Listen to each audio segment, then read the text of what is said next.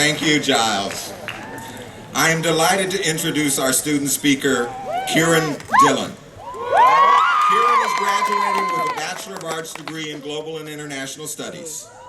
She graduates with highest honors, having earned a 3.9 GPA, including honors courses and a semester of study in Spain, where she conducted all her coursework in Spanish. Like many of our students, Kiran took advantage of internships to develop her skills, and this experience has influenced her professional path. Kiran actually completed the requirements for her degree in March and is already in the workforce. She's using her skills in sales at a Santa Barbara-based tech startup that empowers the consumer in purchasing decisions and encourages transparency and honesty in the marketplace. Please welcome your student speaker, Kiran Dhillon.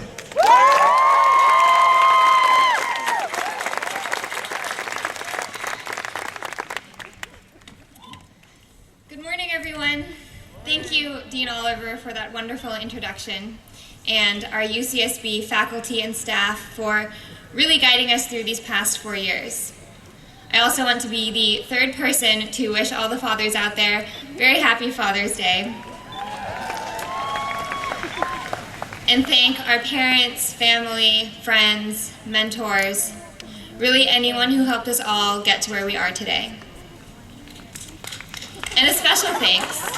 The biggest thanks that I have to give goes out to my brother and everybody like him who made it out here today, even though they are never up this early on Sundays. And finally, class of 2013, we made it.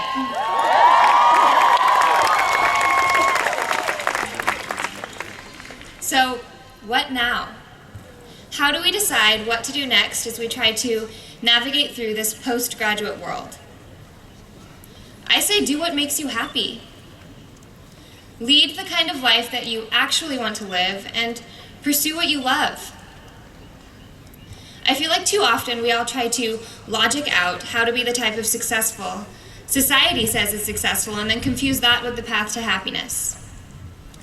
How about instead of trying to plan out how to make our future selves successful and therefore happy, we just cut to the chase and do what makes our present selves happy? Now, I'm not encouraging anyone to just quit their job and YOLO and go to Cabo because it's what they thought would make themselves happy that day. I wish we could do that, but it's not my point. And parents, if you don't know what YOLOing is, probably don't need to know, but you can ask your kids after the ceremony. My point is that if you don't have everything figured out yet, that's okay. Just take a step back and ask yourself, really ask yourself, what you can do today, tomorrow, a year from now, to make yourself happy and then go out and do it well.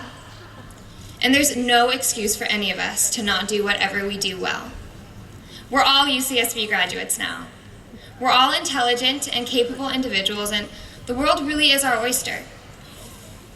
That's why today, despite all of this talk, I think my cap is falling off, sorry. I'm not really concerned with who we're all going to become individually. I don't care who out of us becomes the next president or invents the first flying car. Because our education at UCSB offered something so much bigger than individual prosperity. 4 years ago, though, for me, it didn't. Education was still just middle and high school curriculum. Math, science, reading, and writing. Today, I realize how limited and circumscribed my freshman self's understanding of education was. I think Albert Einstein put it well. What he said is that education is what remains after one has forgotten everything he learned in school. Now, I can't speak for the more mathematically and scientifically inclined amongst us, but I think this does hold true for a lot of us. My time at UCSB certainly has not been about memorizing dates and formulas. It's been about an intangible expansion in the way I view the world around me. Today, education is not subjects.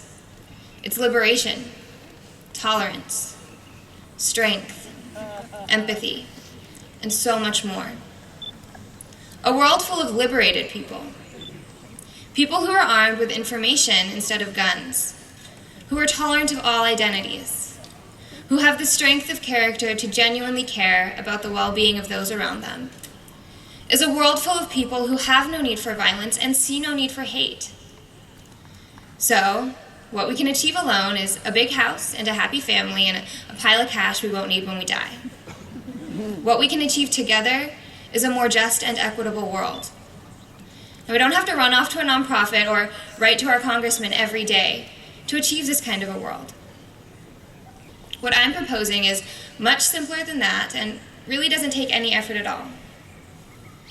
Maybe it's a silly and outdated word, but what we can do is live nobly.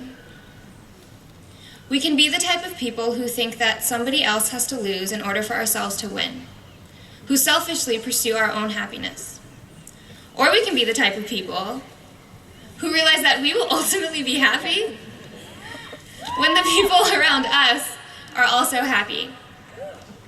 I choose the latter. I want nothing more than for everyone in this crowd in front of me to be happy, and that you wish the same for me. So, class of 2013, best of luck in your pursuit of happiness.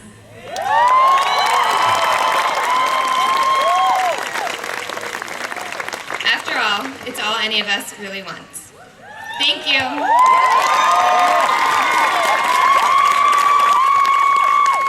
Thank you, Kiran. It is now my privilege to present the College of Letters and Science Dean's Prize, the top college award